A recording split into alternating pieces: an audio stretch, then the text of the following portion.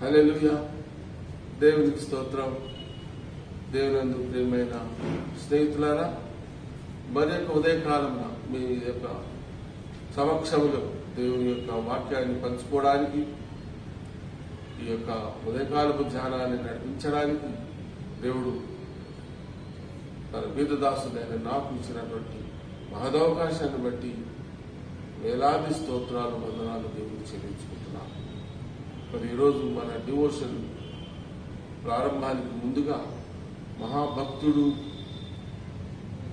మరి పరిశుద్ధులలో ఎక్కువ చేసుకోవాలని ఆశ కలిగినటువంటి గాయక శిరోమణి అయినటువంటి దైవజనుడు జొన్నకూటి దేవాదానము గారు రాసినటువంటి ఏకైక పాట ఆంధ్ర క్రైస్తవ లోకానికి, క్రైస్తవ ప్రపంచానికి అందించిన మహాభక్తి రస గీతం ఏముఖంబు తోడవద్దు. ఆంధ్ర క్రైస్తవ కీర్తన పుస్తకంలో 324వ కీర్తన మహాభక్తి గీతాన్ని మనకు అందించాడు. ఆ భక్తుడు ఆయన గుంటూరు ప్రాంతానికి చెందినటువంటి వాడు, ఏఈఎల్సి సంఘానికి చెందినటువంటి వాడు, క్రైస్తవ గృహంలోనే పుట్టాడు. వాళ్ళ నాన్నగారి పేరు బెంజమిన్ అంట, వాళ్ళ అమ్మగారి పేరు రత్నమ్మ గారు. చాలా కవితలు రాశాడు, గేయాలు రాశాడు. కానీ ఆంధ్ర క్రైస్తవ లోకానికి ఆయన అందించినటువంటి ఆయన జీవితంలో చివరి గీతం అంట ఇదే 324. ఆయన ఈ పాట రాయడానికి ముందు ఆయన ఏమని చెప్పుకున్నాడనంటే, నేను చదువుతాను, వినండి. ఆ మహాపరిశుద్ధుల సహవాసములో తన ప్రవేశాన్ని ఊహించుకొని తన జీవితాన్ని పునర్విమర్శ చేసుకున్నాడు. ప్రభువా, పరిశుద్ధుడా, ఏ ముఖంతో నీ సన్నిధిలో ప్రవేశిస్తాను?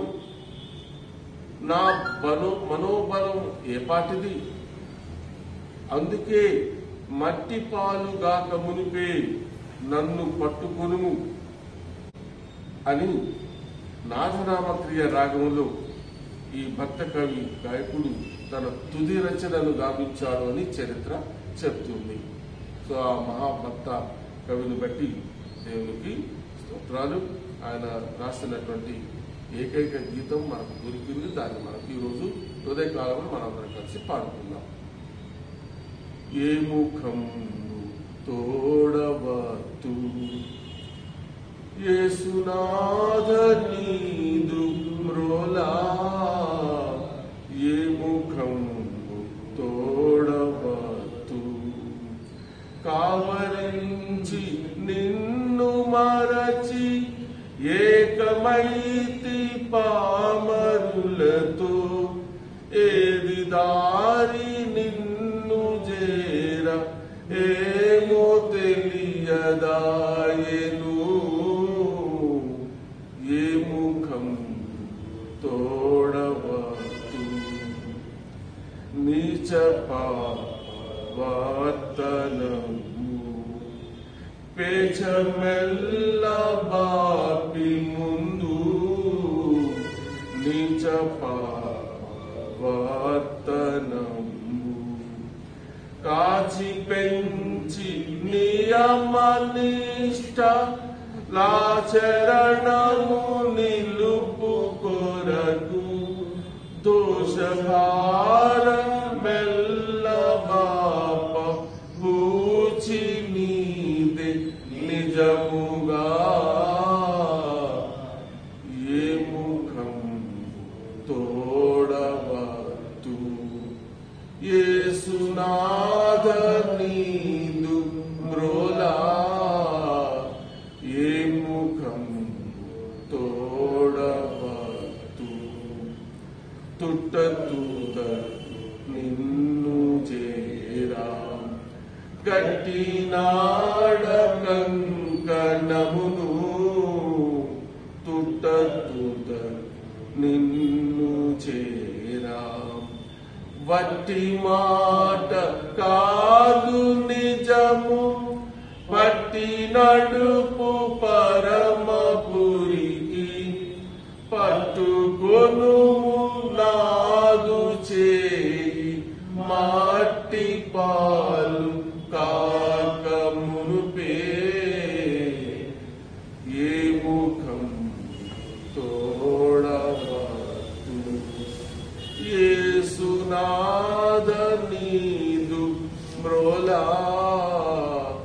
ఏ ముఖం తోడవద్దు. హల్లెలూయా.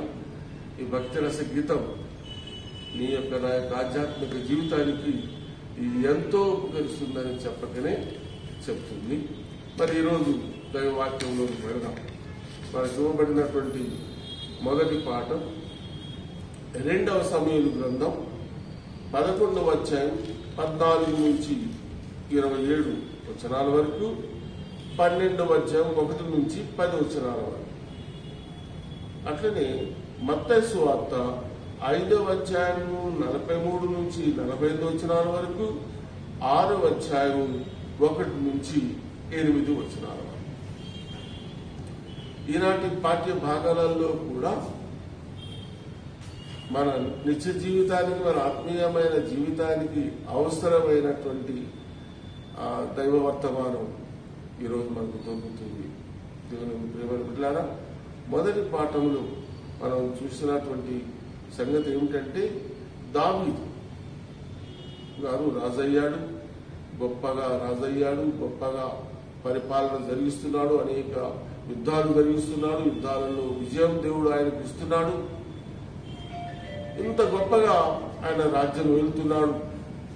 అయితే ఒకానొక రోజున ఒక యుద్ధం జరుగుతూ ఉంది. ఆ యుద్ధంలో సైనికులందరూ యుద్ధ భూమిలో ఉన్నారు. ఆయన ప్రజలందరూ యుద్ధంలో ఉన్నారు. అవతల శత్రు సైన్యం ఉంది. అయితే ఆ యుద్ధంలో ఈయన పోలేదు, ఇంట్లోనే ఉన్నాడు, తన రాజనగరులో ఉన్నాడు. రాజనగరులో పైన మేడం మీద ఆయన పచారులు చేస్తూ ఉండగా ఒక స్త్రీ ఆయనకు కనబడింది. ఉరియా అనేటటువంటి ఆ సైన్యంలో పనిచేసేటటువంటి ఒక సైనికుని భార్య. ఆమె ఆయనకు కనబడింది, చాలా చక్కనిది. అయితే దావీదు ఆమెను చూసి దాసులను పంపాడు. ఆమెను ఇంటికి రప్పించుకున్నాడు, ఆమెతో శయనించాడు. ఆ రీతిగా ఆమె మరి తర్వాత ఉరియాను చంపించాడు. చంపించిన తర్వాత ఆయన భార్య ఈయనకు భార్యగా వచ్చేసింది. ఇదంతా మనం ఎన్నోసార్లు చదువుకున్నాం. అయితే మరి దేవుని దృష్టిలో మహాపాపం అయిపోయింది. ఈ రీతిగా దావీదు దేవుని యొక్క ఆజ్ఞను మీరి దేవుని దృష్టిలో పాపం చేశాడు. ఎప్పుడైతే దేవుడు ఆ యొక్క పరిస్థితిని చూశాడో నాతాన్ అనే ప్రవక్తను పంపిస్తాడు. నాతాన్ ప్రవక్త పోయి రాజు గారికి ఒక దృష్టాంతం చెప్తాడు. ఇదిగో రాజా, ఒక పట్టణంలో ఒకడు దరిద్రుడు ఉన్నాడు, ఒకడు ఐశ్వర్యవంతుడు ఉన్నాడు. దరిద్రునికి ఒకటే ఒక గొర్రె పిల్ల తన సొంత బిడ్డలాగా పెంచుకుంటున్నాడు. ఐశ్వర్యవంతునికి కావలసినన్ని పశువులు, మేకలు, గొర్రెలు ఉన్నాయి. ఒక రోజున ఐశ్వర్యవంతుని ఇంటికి ఒక చుట్టం వచ్చాడు. ఈ దరిద్రుని ఇంటి దగ్గర ఉన్నటువంటి ఆ గొర్రె పిల్లను తీసుకొని వధించి దాన్ని తన దగ్గరకు వచ్చినటువంటి అతిథులకు మర్యాద చేసి పంపాడు. అప్పుడు రాజు ఈ సంగతి విని చాలా కోపడ్డాడంట. ఎవడు వాడు నిజంగా శిక్షకు పాత్రుడు. వాడు ఒక గొర్రె పిల్లకి బదులు 4 గొర్రె పిల్లలు ఇవ్వాలని అంటుంటే నాతాన్ ప్రవక్త అన్నాడు, ఆ మనిషి నువ్వే. చూడండి అక్కడ కరెక్ట్గా ఎట్లా ఉన్నదో, ఆ మనిషివి నువ్వే అని దేవుడు నాతాన్ ప్రవక్త ద్వారా దావీదుతో మాట్లాడినప్పుడు దావీదు నేను పాపం చేశాను. ఏమంటారు, మనం అంటాం కదా, రెడ్ హ్యాండెడ్ గా పట్టబడ్డాడని అంటాం కదా, అట్లా దొరికిపోయాడు. నాతాను చేత మరి హెచ్చరిక చేయబడ్డాడు. అయినా సరే దేవుడు దావీదును ఎంచుకున్నాడు కాబట్టి, యూదా గోత్రంలో దావీదుని ఎంచుకున్నాడు. ఆయన ద్వారా తన యొక్క రాజ్యాన్ని స్థాపించాలని ఆ వంశాన్ని ఎంచుకున్నాడు. కాబట్టి దేవుని యొక్క చిత్తం దావీదుని క్షమించాడు. మరి ఈరోజు ఆ దావీదు యొక్క పాపమును గురించి మనం ఆలోచన చేసినప్పుడు అలనాడు అటువంటి పాపం చేసేవాళ్ళు ఉన్నారు, ఈరోజు అటువంటి పాపం చేసేవాళ్ళు ఉన్నారు. అయితే ఆ రోజు దావీదును క్షమించాడు కదా, ఈరోజు నన్నెందుకు క్షమించాలని మనం అనుకోవటానికి లేదు.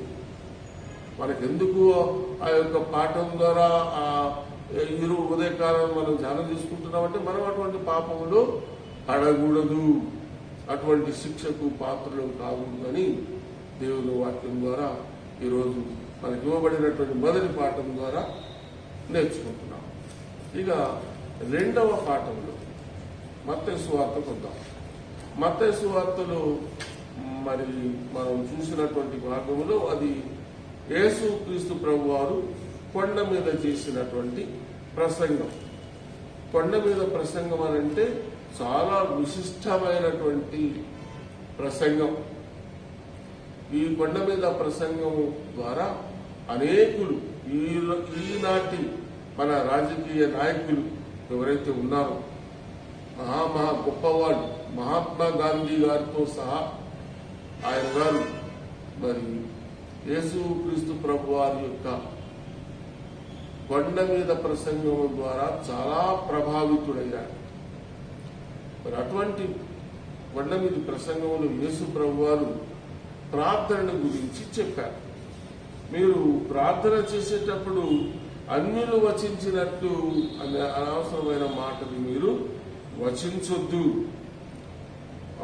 రెండో పాఠములు 5వ అధ్యాయం 43 నుంచి 48 వచనాలు, 6వ అధ్యాయము 1 నుంచి 8 వచనాలు మనం చూస్తున్నాం. మనుషులకు కనబడవాలని వారి యొక్క మీ నీతి కార్యములు చేయుటకు జాగ్రత్త పడుడి అని చెప్పారు. మరి 5వ వచనంలో మరియు మీరు ప్రార్థన చేయనప్పుడు వేషధారుల వలె ఉండవద్దు అని చెప్పారు. అన్యజనుల వలె వ్యర్థమైన మాటలు వచింపవద్దు. విస్తరించి మాట్లాడటం వలన తమ మనవి వినబడునని వారు తలంచుకొనుచున్నారు. మీరు వారి వలె ఉండకుడి. మీరు మీ తండ్రిని అడగక మునిపే మీకు అక్కరగా ఉన్నవేమో ఆయనకు తెలియను అని చెప్పేసి ఈరోజు ప్రపంచమంతటా వల్లించేటటువంటి, చెప్పుకునేటటువంటి, నేర్చుకొని కంఠస్థం చేసి నిత్యము మనం పలికే ప్రార్థన, మోడల్ ప్రేయర్, మాదిరి ప్రార్థన యేసు క్రీస్తు ప్రభువారు ఆ రోజు కొండ మీద ప్రసంగంలో తెలియజేశారు. 8వ వచనంలో ఏమంటారు? కాబట్టి మీకేమి కావాలో నాకు తెలియను, మీరు అడగక మునిపే, మీరు మీ తండ్రిని అడగక మునిపే మీకు అక్కరగానున్నవేమో ఆయనకు తెలియదు. కాబట్టి ప్రియమైన బిడ్డలారా, మొదటి పాఠంలో మనం చూసాము దావీదు పాపం చేశాడు. ఆ రోజు అటువంటి పాపం చేసిన వాళ్ళు ఉన్నారు, ఈ రోజు కూడా అటువంటి పాపం చేసే వాళ్ళు ఉన్నారు. క్రొత్త నిబంధన పాఠంలో మనం ప్రార్థనా విషయంలో చూసినటువంటిది, ఆ రోజు అటువంటి ప్రార్థన చేసిన అటువంటి వారు ఉన్నారు, ఈ రోజు అటువంటి ప్రార్థన చేసేవాళ్ళు మనలోనే ఉన్నారు. మనం ఎవరినో విమర్శించడం లేదు, మనల్ని మనమే విమర్శించుకుంటున్నాం. మరి అటువంటి పాపం చేసినటువంటి స్థితిలో కానీ, ఇటువంటి వ్యర్థమైన మాటలు మాట్లాడుతూ ప్రార్థనలు చేసుకునే ఈ స్థితిలో కానీ మరి నీ ఆత్మీయ జీవితాన్ని నువ్వు పరిశీలన చేసుకోవాలి. పరిశీలన చేసుకున్న వాడే నీతిమంతుడవుతాడు. పరిశీలన చేసుకొని తన తప్పును దిద్దుకున్నటువంటి వాడే నీతివంతుడవుతాడు. అందుకనే ఈరోజు జొన్నకూటి దేవానందారం గారు రాసినటువంటి పాటను నేను మీకు వినిపించాను. అందరం మనం పాడుకుంటాం. చాలా భక్తి రసమైన గీతం ఆ భక్తుడు మనకు అందించాడు. ఏ ముఖంబు తోడవద్దు ఆయన అంటాడు. ఎట్లా రావాలయ్యా నీ సన్నిధికి, ఎట్లా నీ సన్నిధిలో నేను నిలబడగలనా, నిలబడగలిగినంత తాహత నాకుందా, అయినా సరే ప్రేమించే దేవుడవయ్యా నా చెయ్యి పట్టుకో అని అన్నాడు. మట్టి పాలు గాక మునిపే మనమందరం మన శరీరం మట్టిపాలైపోతుంది. ఏ రోజు ఏమో మనకు తెలియదు. మరి ముఖ్యంగా ఈ కరోనా వైరస్ దినాలలో ప్రపంచమంతా గడగడలాడిపోతుంది. భయంకరమైనటువంటి దినాలలో మనం ఉంటున్నాం, చెడు దినాలలో మనం ఉంటున్నాం. మరి ఈ చెడు దినాలలో, భయంకరమైన దినాలలో, రాకడ దినాలలో, ఈ అంచె దినాలలో మనం ఉంటుండగా మనలను మనం జాగ్రత్త చేసుకోవాలి కదా. ఈరోజు మనకు ఇవ్వబడినటువంటి 2 పాఠ్య భాగాలలో కూడా చాలా విలువైనటువంటి విషయాలు మనకు తెలియజేయబడుతున్నాయి. దావీదు పాపం చేశాడు, దేవుని యొక్క క్షమాపణ పొందుకున్నాడు. నేను పాపం చేశాను అని చెప్పినావు. ఈరోజు నువ్వు కూడా అదే స్థితిలో ఉన్నావా? నీ యొక్క పాపస్థితిని గమనించుకున్న స్థితిలో ఉన్నావా? పాపస్థితిని గమనించుకొని మారు మనసు పొందితే అలనాడు యేసయ్య కుడివైపున దొంగకి ఇచ్చినటువంటి ఆ గొప్ప బహుమానం నీకు నాకు ఇవ్వడానికి సిద్ధంగా ఉన్నాడు. నేడు నీవు నాతో కూడా పరదేశులు ఉంటావు. దేవునికి స్తోత్రం, హల్లెలూయా. మరి కొత్త నిబంధనలో మనం చూస్తున్నాము, అన్ని అనవసరమైనటువంటి వ్యర్థమైన మాటలు మాట్లాడుతూ దేవుని సన్నిధిలో ప్రార్థన చేస్తున్నామే కానీ మరి దేవునికి ఇష్టమైనటువంటి ప్రార్థనలు చేయాలి.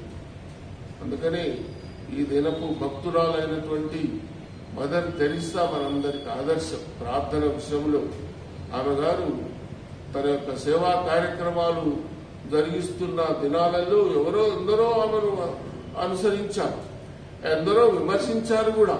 ఆమె ఒకటే మాట అంది, ప్రార్థించే పెదవుల కన్నా సహాయం చేసే చేతులు నిన్న.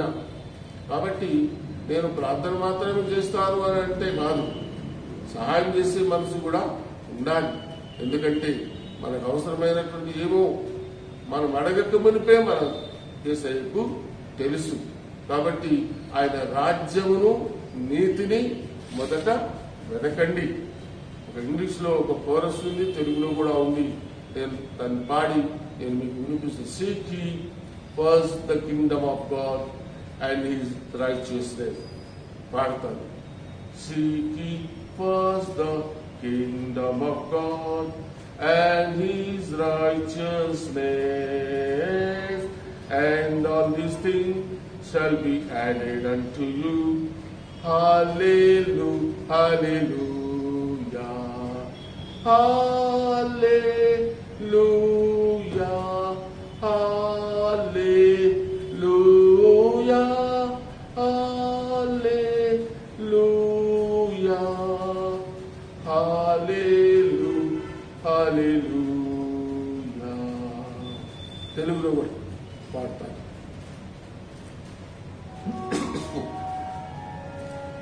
దేవుని రాజ్యమును నీతిని మొదట వెదకూడి, అప్పుడవన్నీ మీకు అనుగ్రహించు.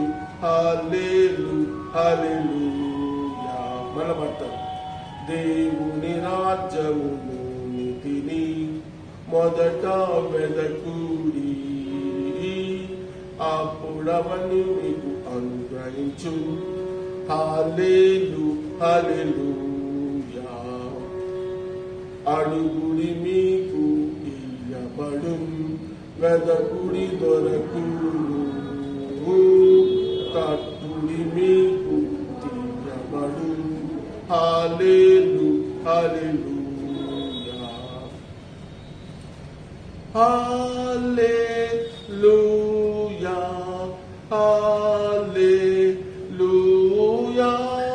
హల్లెలూయా,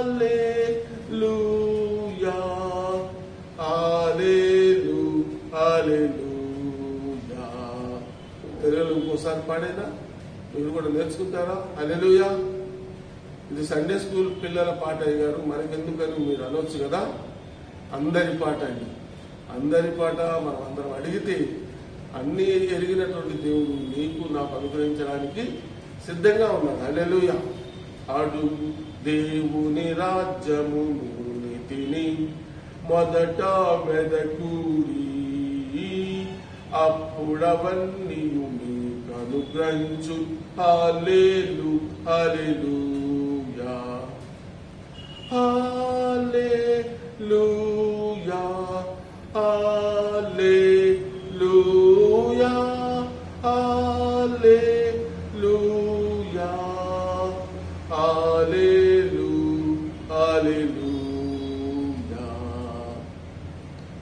కూడా పాడాను ఒకసారి. హల్లెలూయా. Seek ye first the kingdom of God and His righteousness, and all these things shall be added unto you. Hallelujah, hallelujah, hallelujah, hallelujah, hallelujah,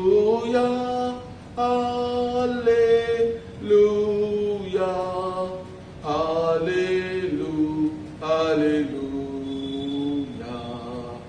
hallelujah. ప్రార్థన చేసుకుందాం.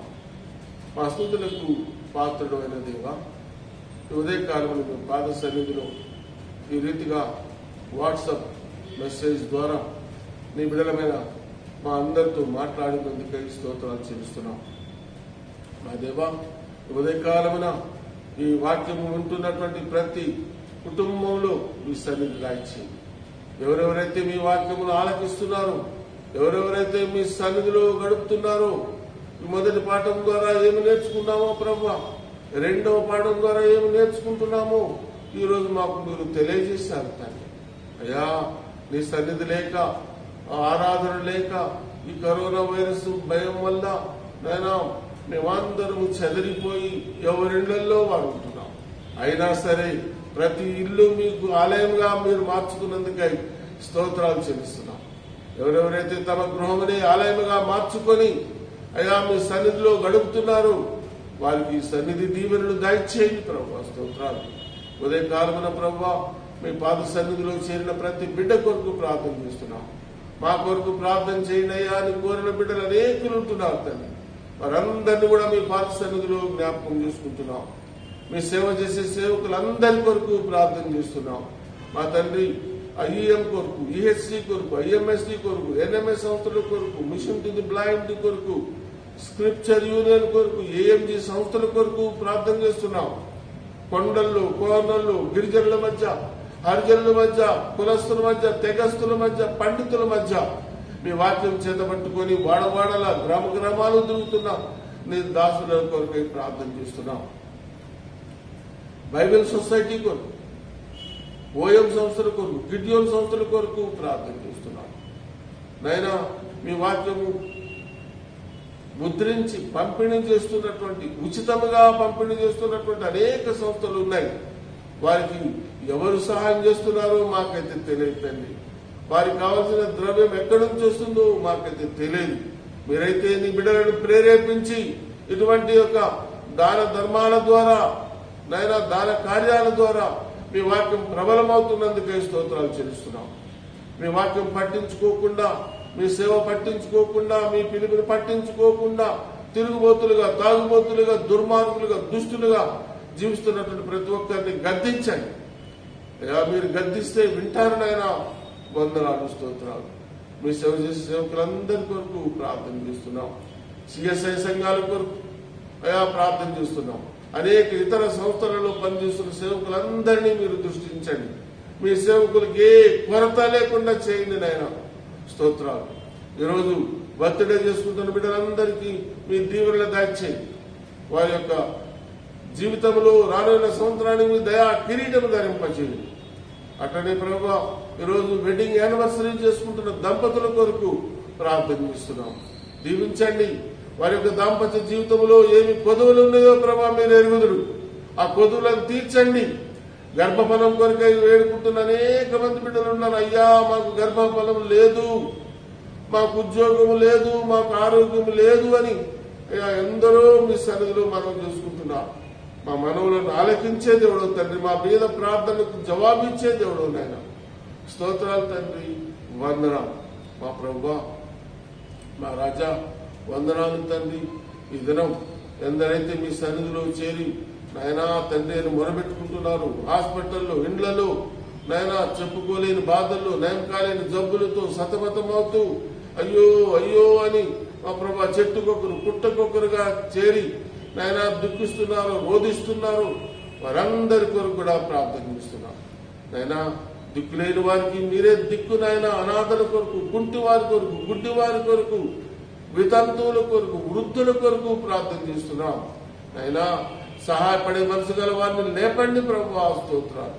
ఈరోజు అనేకులు మూగ బొమ్మలు కాలే, ఇంకా నాయన విగ్రహారాధకులు ఎక్కువైపోతున్నటువంటి ఈ దినాలలో మీ యొక్క వాక్యం పడుతుంటుండగా ప్రభా, మీ వాక్యం హెచ్చరికలు ప్రతి వారు పొందుకొని మీ సన్నిధిలో తండ్రి నాయన గడగడలాడుతూ మీ సన్నిధిలో మోకాళ్ళుని భాగ్యం దాచింది. మా దేవా వందనాలు తండ్రి. మా సెయింట్ మేరీ సంఘం కొరకు స్తోత్రాలు, సంఘ కాపురుల కొరకు స్తోత్రాలు, విశ్వాసులందరి కొరకు స్తోత్రాలు. నాయనా ఈ ఆలయం తెరవబడాలి తండ్రి. అయా మా బిషప్ తండ్రి గారి కొరకు ప్రార్థన చేస్తున్నాం. వారికి మంచి ఆరోగ్యం దయచేయండి ఆయన. మా తండ్రి మీ దయలో ప్రభువా రానున్న దినాలలో ఇంకా బలముగా పొందుకొని మీ సేవను ఘనముగా జరిగించుటకు సహాయం చేయండి. మీ సేవ కొరకే కానుకలిస్తున్న ప్రతి కుటుంబాన్ని దీవించండి. మేము దేవుని సేవ కొరకు ఇస్తున్నాము, దేవుడు మమ్మల్ని బలపరుస్తున్నాడు, మాకు సమృద్ధినిస్తున్నాడు అన్న తృప్తిని దయచేయండి. ఆయన స్తోత్రాలు. తమ గడిపే దేవుడిగా పెట్టుకొని భయం లేకుండా భక్తి లేకుండా జీవిస్తున్నటువంటి వారిని మీరు గద్దించండి ప్రభా. అయినా ముళ్ళుకు ఎదురుదనడం న్యాయం కాదన్న సంగతిని వారు గ్రహించినట్లు చేయాలని వేడుకుంటున్నాం. ఈ దిన దీవెనలతో నింపండి ప్రభా. ఏ పాపంలో పడకూడదు, ఏ విధమైన ఉపద్రవంలో చిక్కునుకుండా నీ దృష్టి యుక్తమైన ఎల్లప్పుడూ చేయలేము. మా పనులను నీ పరిపాలన జరపబడినట్టు సాయం చేయాలని యేసయ్య నామములో అతి వినయంతో బ్రతిమలాడి వేడుకుంటున్నాం తండ్రి. ఆమేన్. పరలోకమందున్న మా తండ్రి, నీ నామం పరిశుద్ధపరచబడునుగా, నీ రాజ్యం వచ్చునుగా, నీ చిత్తం పరలోకమందు నెరవేర్చున్నట్లు మీ ముందు నువ్వు నెరవేరునుగా. మానుదిన ఆహారం నేడు మాకు దయచేయి. మా ఎడల అపరాధములు చేసిన వారిని క్షమించిన ప్రకారం మా అపరాధములు క్షమించు. శోధనలోనికి తేక దుష్టు నుండి తప్పించు. ఎందుకనగా రాజ్యము, శక్తి, మహిమ నిరంతరము నీవైన స్వామి. ఆమేన్. మన ప్రభువైన యేసుక్రీస్తు వారి కృపయు, పరమ తండ్రి అయిన దేవుని ప్రేమయు, పరిశుద్ధాత్మ దేవుని యొక్క నిత్య సహవాసము మనకు, మన కుటుంబాలకు, మనం ప్రార్థించిన వారికి అందరికీ ఎల్లప్పుడూ తోడైనందునుగాక. ఆమేన్. నా ప్రాణమా యెహోవాను సన్నతించు, నా అంతరంగంలో ఉన్న సమస్తమా ఆయన పరిశుద్ధ నామమును సన్నతించు. నా ప్రాణమా యెహోవాను సన్నతించు, ఆయన చేసిన ఉపకారములను దేనిని మరవకు. ఆమేన్. హల్లెలూయా.